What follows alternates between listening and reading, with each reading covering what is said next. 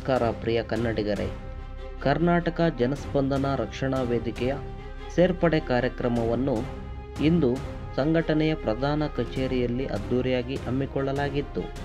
ಕನ್ನಡ ಭಾಷೆ, ನೆಲ, ಜಲ ಉಳಿಸುವ ಉದ್ದೇಶದಿಂದ ಇಂದು ಸಂಘಟನೆಯ ರಾಜ್ಯಾಧ್ಯಕ್ಷರಾದ ಶ್ರೀ ಕಾಶಿ ವಿಶ್ವನಾಥ್ ಪಿ.ವಿ. ರವರು ಕಾರ್ಮಿಕ ಘಟಕದ ಕನ್ನಡ ಪರ ಹೋರಾಟಗಾರರಿಗೆ ಆದೇಶ ಪತ್ರವನ್ನು ನೀಡಿ ನೇಮಕ ಮಾಡಲಾಯಿತು.